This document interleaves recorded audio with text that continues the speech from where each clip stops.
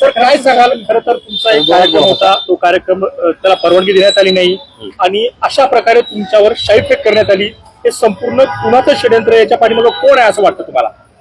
तर आम्ही जे शिवाजी महाराजांच्या विचारांचा प्रचार प्रसार करतो, या संदर्भात आम्ही जी सिंगापूरमध्ये यावर्षी शिवजयंती ठेवली होती, त्या संदर्भात शिवभक्तांना गाईड करण्यासाठी आणि त्यांच्याशी संवाद करण्यासाठी आम्ही तिथे हॉलमध्ये कार्यक्रम ठेवला होता.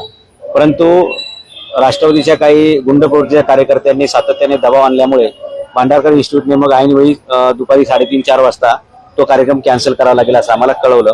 आणि तो कार्यक्रम असा दबावापोटी कसा कॅन्सल होऊ शकतो याचा जाब विचारण्यासाठी मी विश्रामबाग आपले ते डेक्कन पोलीस स्टेशनला निघालो होतो. आणि त्या जो कर्मचारी त्यांचा होता तो संपर्कात काही राहिला नाही. त्याच्यामुळे आणि मग मधल्या काळामध्ये पत्रकारांचे फोन येत होते. मग कार्यक्रम का कॅन्सल झाला याचं माहिती देण्यासाठी मी पत्रकार भवन या ठिकाणी आलेलो असताना एक 150-200 लोकांचा जमाव त्या ठिकाणी घोषणा देत आला. आणि माझ्यासोबत असलेला आमचा जो अंगरक्षक होता अक्षय कांबळे यांनी जीवामालेसारखा किल्ला लढवला, वस्ताद लहुजी साळवेंसारखा किल्ला लढवला आणि त्यांनी प्राणपणाने झुंज देऊन त्यांनी माझ्या प्राणाचं रक्षण केलेले. पहिले तर मी त्या कर्मचाऱ्याचे आभार मानतो. दुसरी गोष्ट अशी की ज्यांनी हा भ्याड हल्ला केलेला आहे त्याचा मी एकटाच निषेध करणार नाही, सगळी महाराष्ट्रातील जनता त्याचा निषेध करेल. आणि माझ्या अंगावरती जे काही तुम्हाला काळं दिसते ते माझ्या अंगावर काळं नाही, तर ज्यांचे हात काळे झालेले आहेत ते सगळं लोकांसमोर येईलच. आणि मी जे नेहमी सातत्याने सांगतो की इतिहास गवाह आहे, जिजाऊ साहेबांचे वडील, त्यांचे 2 भाऊ मारले गेले, पण त्यांनी स्वराज्याचा हट्ट सोडला नाही. त्यांनी सातत्याने रयतेची बाजूच घेतली. त्याप्रमाणे मी त्यांचा एक वारसदार म्हणून रयतेची कालही बाजू घेतली, आजही बाजू घेतली. आणि मी ठामपणे त्या भूमिकेवर. आणि माझी एवढीच अपेक्षा आहे की जर मी कागद घेऊन बोलतोय तर समोरच्यांनी कागद घेऊन बोललं पाहिजे. जर मी पेन घेऊन बोलतोय तर मी समोरच्यांनी पेन घेऊन बोललं पाहिजे. कागदाचं उत्तर हे सर्व कशामुळे झालं असं तुम्हाला वाटतं? तुम्ही असा कुठला मुद्दा उचलला होता? बघा, मराठ्यांच्या इतिहासातील जो काळा दिवस होता तो माझ्यामुळे उघडकीस आला. आणि 23 मार्च 1994 साली शरद पवारांनी जे अन्यायपूर्वक मराठ्यांच्या हक्काचं आरक्षण ओबीसीच्या घशामध्ये घातलं, ती गोष्ट केवळ आणि केवळ माझ्या सोशल मीडियातून आणि माझ्या सातत्याच्या ठाम भूमिकेमुळे बाहेर आली. याचा राग राष्ट्रवादीच्या कार्यकर्त्यांच्या मनामध्ये होता. आणि वरिष्ठ लोकांच्या चिथावणी शिवाय हे काम होऊ शकत नाही. आणि स्वतः फुले शाहू आंबेडकरांचं नाव घ्यायचं आणि आपल्या कार्यकर्त्यांना मात्र तालिबानसारखं ट्रेनिंग द्यायचं, या प्रवृत्तीचा मी निषेध करतो. आणि ही गुंडगिरी आहे, लक्षात घ्या. म्हणजे मीडियाच्या समोर पोलीस माझ्या प्रोटेक्शनला असताना एवढी हिंमत होते, याचा अर्थ नक्कीच या ठिकाणी गुंड प्रवृत्तीच्या लोकांना कायद्याचं भय राहिलेलं नसावं किंवा राजकीय लोक अशा प्रकारची चिथावणी आपल्या कार्यकर्त्यांना देऊन महाराष्ट्राचा बिहार करतात का काय, असं मला प्रश्न वाटतो. कोणी दिली चिथावणी नेमकी कोणी दिली असेल? वरिष्ठ नेत्यांनी चिथावणी दिली म्हणताय. जे उघड, लक्षात घ्या, अचा कारनामा उघड झाल्यानंतर ब चिथावणी यांचा काही संबंध नसतोय. ज्यांची नावं उघड झाली आणि संपूर्ण मराठा समाजाला कळलं की आपल्या दुःखाला, आपल्या दारिद्र्याला आणि आपल्या ह्या अन्यायाला जबाबदार कोण आहे, हे सगळं उघड झाल्यामुळे आता कागदाचं उत्तर कागदाने देता येत नाहीये, पुराव्याचं उत्तर पुराव्याने देता येत नाही. काही पुरावे द्यायचा प्रयत्न केला, ते खोटे पुरावे निघाले. आणि मग असं आपण किती वेळा खोटं पडणार? त्याच्यामुळे मग त्यांनी अशा प्रकारचं पाऊल उचललेले असं मला वाटतं. आता पोलिसांनी सुरुवातीला अज्ञात लोक असं म्हटलेलं आहे, सीसीटीव्ही फुटेज तपासले जात आहेत आणि त्यानुसार जे त्यातले दोषी असतील त्या सर्वांवरती कडक कारवाई करण्याचं पोलिसांनी आश्वासन दिले आहे. पवार गटाचे शहराध्यक्ष प्रशांत जगतापांनी जबाबदारी स्वीकारलेली आहे. याच्याबद्दलचं त्यांनी एक बाईट सुद्धा सादर केलेला आहे की आमच्याच कार्यकर्ते आहेत ते असं सांगतायत. ते स्वतः त्या घटनास्थळी उपस्थित होते, हे मी बघितलेले, माझ्या कॅमेऱ्यामध्ये पण ते दिसतंय, तिथल्या फुटेजमध्ये पण दिसेल. परंतु चुकीचं काम करून त्याचं समर्थन करणं, याच्यापेक्षा मला वाटतं राजकारणाची पातळी खालवल्याचं दुसरं उदाहरण मला दिसणार नाही. पोलिसांनी जरी अज्ञात आरोपीविरोधात गुन्हा दाखल केला असला तरी तुम्हाला काय वाटतं, कोण होते, कोण तुमच्यावर हल्ला करू शकतात? कारण काही दिवसांपूर्वी उघड धमकी सुद्धा देण्यात आली होती की तुमच्या तोंडाला काळं पासू, आणि असं असताना फासण्यात देखील आलं. त्या संदर्भातल्या मला पूर्वी खूप धमक्या आल्या होत्या. आणि तुम्ही शरद पवारांच्या विरुद्ध बोलणं बंद नाही केलं तर तुमचं तोंड बंद करू कायमचं, अशा धमक्या आल्या. पोलिसांनी मला प्रोटेक्शनही दिलेलं आहे. माझ्या घरी 4 गार्ड असतात, माझ्यासोबत एक अंगरक्षक असतो, ही सगळी गोष्ट आहे.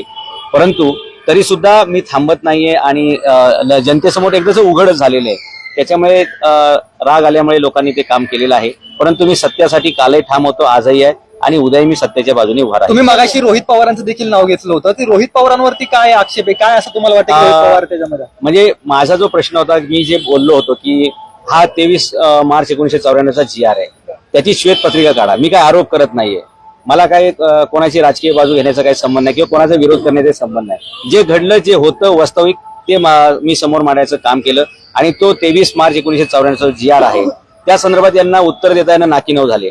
आणि मी आज पण म्हणतो की फक्त तुम्ही श्वेतपत्रिका काढा. मी काय तुम्हालाच दोषी ठरवतोय असं नाही. तुम्ही त्यावेळी मुख्यमंत्री असल्यामुळे तुमची जबाबदारी आहेच आहे, पण कुणी ठराव मांडला, कुणी विरोध केला, हे सगळं लोकांच्या समोर यायला पाहिजे अशी मागणी होती. आणि त्याच्यामुळे याचं उत्तर त्यांना देता आलं नाही. काही खोटे दाखले दाखवायचा प्रयत्न केला, ते पण खोटे ठरले. खोटे दाखले पण खोटे ठरले. त्याच्यामुळे आता तोंड काय दाखवायचे लोकांना, असा प्रश्न निर्माण झाला. मधल्या काळामध्ये रोहित पवार दिवाळीच्या वेळी सिंदखेड राजाच्या परिसरात गेले. एका गरीब बिचाऱ्याला काय सांगितलं काय माहित नाही, त्याच्या लेटरवरती काहीतरी लिहून घेतलं. आमदारांची कामं नाही आहेत कोण कोणाचा वंशज आणि काय हे सिद्ध करणं, ही आमदारांची कामं नाहीत. जनतेची कामं करणं हे आमदारांची कामं आहेत. तर अशा प्रकारे बालिशपणा रोहितने त्यावेळी त्या ठिकाणी केला. आणि कोणाच्या आधारे काय, म्हणजे मी तुम्हाला सामाजिक जीवनातील प्रश्न विचारतोय, तुमच्या सार्वजनिक जीवनाचे प्रश्न विचारतोय, तुम्ही तो मुद्दा डायव्हर्ट करून व्यक्तीकडे नेताय. आणि मग ते लेटर रोहित पवारांनी त्यांच्या फेसबुक पेजवरती टाकलं, स्वतःच्या नावाने लिहून घेतलं, स्वतःच्या पेजवरती टाकलं आणि ते पेजवर त्यांनी अपलोड केलं. याचा अर्थच रोहित पवारांना याचा राग आलेला आहे आणि या संपूर्ण घटनेचे सूत्रधार रोहित पवारच असणार आहेत असा माझा अंदाज. त्यांच्यावरती काय कारवाईची मागणी? आता कारवाई म्हणजे एक तर त्यांच्यावरती जो सुधारित नंतर गुन्हा चालू आहे त्याच्यामध्ये त्यांचं FIR मध्ये नाव येईल. मी शरद पवारांचे नाव घ्यायला सांगितलेलं आहे. आणि दुसरी गोष्ट अशी की याच्यामध्ये जे कोणी असेल, मी कुठल्या राजकीय दबावाला घाबरणार नाहीये. माझं पोलीस प्रोटेक्शन वाढवण्यात यावं, माझ्या कुटुंबियाच्या जीविताचं रक्षण करणं ही घटनेनं या महाराष्ट्र राज्याची जबाबदारी आहे. त्यामुळे मला वाढीव प्रोटेक्शन मिळालं पाहिजे. आणि या घटनेत जो कोणी दोषी असतील त्यांना कोणत्याही प्रकारे न सोडता, कारण जर अशा प्रकारे विचार मांडणाऱ्या लोकांवरती जर हल्ले व्हायला लागले तर भविष्यामध्ये विचारवंत लोणच्याला सुद्धा इथे शिल्लक राहणार नाहीत आणि बिहारसारखी तालिबानसारखी परिस्थिती निर्माण होईल. ते होऊ नये याच्यासाठी अशा प्रकारचे हल्ले रोखण्यासाठी कडक कारवाई आपल्याला अपेक्षित आहे. शरद पवारांविरुद्धचा लढा तुम्ही अधिक तीव्र करणार का काय? त्यांच्या विरोधात सभा घेणार किंवा काय करणार? सभा वगैरे नाही. आता आपला मराठा आरक्षणाचा विषय आहे. 24 डिसेंबरपर्यंत हा लढा चालू राहील आणि ज्या ज्या प्रकारे समाजाला गरज पडेल त्या प्रकारच्या भूमिका मी जाहीरपणे मांडत राहील आणि माझं काम हे चालूच राहील. काही दिवसांपूर्वी तुम्ही शरद पवारांच्या जातीचा उल्लेख असणारा एक दाखला माध्यमासमोर आणला होता. त्यांची जात कशी खोटी आहे त्याचा दाखला कसा बनावटा असं तुम्ही सांगितलं होतं. त्याच्यामुळेच हे सर्व घडून आलं असं वाटतं का? 100% म्हणजे एखाद्या एवढ्या मोठ्या घटनेला आपण जबाबदार आहोत हे लोकांसमोर आल्यानंतर आपण लोकांना तोंड काय द्यायचं, लोकांना उत्तर काय दाखवायचं, म्हणजे तोंड दाखवायला जागा न राहिल्यामुळे त्यांनी माझं तोंड काळा करायचा प्रयत्न केलेला मला दिसतोय. आणि लक्षात घ्या, माझं तोंड काळं झालेलं नाही, उलट माझं तोंड उजळ झालेले. यांना मनामध्ये जी शंका होती ना की हे जिजाऊंचा वंशज आहे की नाही, ते आज मी माझ्या धैर्याने लढल्यामुळे, आज मी शौर्याने लढल्यामुळे मी हे सिद्ध केलेले आहे की होय, मी जिजाऊंचा रक्ताचा, विचारांचा आणि कर्तृत्वाचा पण वारसा आहे आणि माझा DNA कालही तो होता निर्भीडपणाचा, आजही आहे आणि तो उद्याही राहील. काही दिवसांपूर्वी तुम्ही ते डॉक्युमेंट दाखवून काही प्रश्न उपस्थित केले होते. त्याची उत्तर तुम्हाला मिळालीत का किंवा नेमके काय प्रश्न आहेत पुन्हा एकदा दाखवू? प्रश्नांची उत्तरं त्यांच्याकडे शून्य आहेत आणि म्हणून त्यांच्या कार्यकर्त्यांनी असा भ्याड हल्ला केलेला आहे. जर उत्तर असती तो सवालों के जवाब आप जवाब से दे सकते थे, उसका जवाब देने के लिए आपको हाथ में कानून लेने की जरूरत नहीं पड़ती. प्रश्न काय पुन्हा एकदा सांगाल? प्रश्न तेच आहेत माझे की मराठ्यांना ह्या एवढ्या भानगडी करायची गरज पडली नसती. 57 मोर्चे काळा, जरांगे पाटलांचे 2 वेळा प्राणघातक उपोषण, आमच्या शेकडो पोरांनी आत्मबलिदान केलेलं आहे. हे सगळ्या घटना टळल्या असत्या. या सर्व मुलांच्या आत्महत्या, या सर्व कार्यकर्त्यांचा जाणारा वेळ, या सगळ्या कार्यकर्त्यांचे सगळे श्रम, हे सगळ्याला जबाबदार तो GR आहे 23 मार्च 1994चा. मराठा प्रश्नावर येऊत आपण काल भुजबळांचं भाषण पाहिलं असेल. हा मराठा आणि OBC यांच्यामध्ये महाराष्ट्रात वाद पेटवण्याचा काही प्रयत्न सुरू आहे असं वाटतं का तुम्हाला? छगन भुजबळ साहेबांची वक्तव्य त्याच प्रकारचे आहेत, परंतु मला आजही माहिती आहे की गावगाड्यामध्ये मराठा आणि OBC हे सगळे भावाभावासारखे राहतात. सर्वसामान्य माणसं एकमेकावरती चाल करून जाणार नाहीत. ज्यांचा राजकीय स्वार्थ आहे असेच लोक भांडण लावायचा प्रयत्न करतील. आणि मी सर्वच समाजाच्या तरुणांना विनंती करेल की तुमच्या भविष्याचा प्रश्न आहे आणि त्यामुळे तुमच्या भविष्यासाठी खरोखर कोण लढतो हे व्यवस्थित ओळखून तुम्ही ज्याची कोणाची बाजू घ्यायची ती घेतली पाहिजे. फक्त एकमेकाचा संघर्ष न करता सविनय कायद्या पद्धतीने आणि शांतीच्या मार्गाने आपण आपल्या मागण्या मांडल्या पाहिजे. महाराष्ट्राचा सातबारा तुमच्यावरती आहे का? तुम्ही महाराष्ट्र बंद करू असं सांगता, धमक्या देता. महाराष्ट्राचा सातबारा काय तुम्ही तुमच्या नावावरती करून घेतलाय? नाही, आता ते वेळोवेळी वेगवेगळे वक्तव्य करत असतात आणि ती वक्तव्य करण्याचा हेतूच त्यांचा तो आहे की माणसं भडकली पाहिजेत, त्यांना चिथावणी मिळाली पाहिजे, कायदा सुव्यवस्थेचा प्रश्न तयार झाला पाहिजे आणि आपण हिरो झालो पाहिजे. अशा प्रकारचे त्यांचं राजकारण. आणि राजकीय लोक अशाच प्रकारचे स्टेटमेंट करतात. म्हणजे दुनियेची राग झाली तरी चालेल, परंतु माझं राजकीय मात्र ठीकठाक राहिलं पाहिजे, अशा प्रकारे राजकीय लोक वागतात. आणि माझ्या मते अशा प्रकारची राजकारण बंद झाली पाहिजे. काय आवाहन करायचं छगन भुजबळ? काय नाही. भुजबळांना काय आवाहन करायचे, ठीक आहे, तुमचा जो काही मागण्या असतील किंवा तुमचे काही विषय असतील, तुम्ही घटनेच्या चौकटीमध्ये राहून तुम्ही बोलू शकता, परंतु तुम्ही एखाद्या व्यक्तीबद्दल असं कमरेखाली वार करणं किंवा त्यांच्या चारित्र्याबद्दल, त्यांच्या व्यक्तिगत गोष्टीबद्दल बोलणं हे राजकीय नीतिमत्तेला आणि महाराष्ट्राच्या सुसंस्कृतपणाला कलंक लावणाऱ्या अशा प्रकारची वक्तव्य करू नयेत.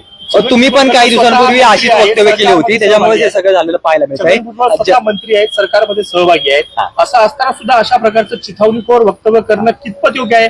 आणि असं असताना मराठा नेते म्हटलं याच्यावर कुठलीच मला इतिहासातलंच काम कंटिन्यू करावं लागलं असतं.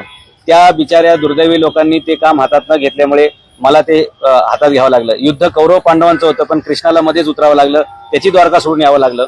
तसं मला माझं इतिहासातलं काम ठेवून, माझ्या पुस्तक लिखाणाचं, संशोधनाचं काम ठेवून माझ्या समाजासाठी मला उतरावं लागलं. म्हणजे अमेरिकेहून आल्यापासून 3 वेळा मी अंतरवाली सराटीला गेलो आणि अनेक वेळा मला व्हिडिओ बनवायला लागतायत, अनेक ठिकाणी मला मार्गदर्शन करायला जावं लागतंय आणि कायदा आणि सुव्यवस्था राखा असा संदेश आम्हाला वेळोवेळी द्यावा लागतोय. त्यामुळे माझं इतिहास संशोधनाचं काम डिस्टर्ब झालंय, पण समाजासाठी मी हे सातत्यानं करणार आहे आणि करत आलेलो आहे. तुम्ही पण मागील काही दिवसांपासून अशाच प्रकारची वक्तव्य केलेली आहेत, त्याला चिथावणीखोर मानता येणार नाही का? शरद पवारांना जनरल डायरची उपमा आपण दिली, औरंगजेबाशी त्यांची तुलना केली, मग हे चिथावणीखोर नव्हतं का? हे वक्तव्य माझं चिथावणीखोर नाही, इतिहासाला धरून आहे. ज्याच्याकडून जेवढ्या लोकांचं नुकसान झाले त्याला तेवढ्या प्रमाणात उपमा देणं हा काय मी चिथावणी समजू शकत नाही. हे कायद्याला धरून आणि त्या वस्तुला धरून आहे असं मला वाटतं. एक शेवटचा प्रश्न, नामदेवराव जाधवांवर आज शाई टाकण्यात आली, त्यांचं तोंड बंद करण्याचा प्रयत्न केला, इथून पुढे जाधवांची भूमिका काय असणार आहे? आरक्षणाचा हा मुद्दा असाच प्रकारे पुढे कसा नेणार आहे? त्यांनी माझ्या अंगावरती शाई टाकलेली आहे. मी कागदावरती शाई टाकणारा माणूस आहे. मी नव्याने इतिहास तयार करणारा माणूस आहे आणि धमक्यांना ह्यांना घाबरणारा माणूस नाही. माझा सगळा इतिहासच शाईने घडलेला आहे. त्यामुळे माझ्या अंगावर शाई पडली. माझ्या लिखाणासाठी अजून साहित्य मला मिळालेले आणि मी सातत्यानं लिहित राहील. जोपर्यंत माझ्या हातात पेन आहे, माझ्या डोक्यामध्ये शिवाजी महाराजांचे विचार आहेत, मला वाटत नाही मी कोणाला घाबरू शकेल. Not possible. ओके, धन्यवाद, थँक्यू. चला आता झालं? मला visual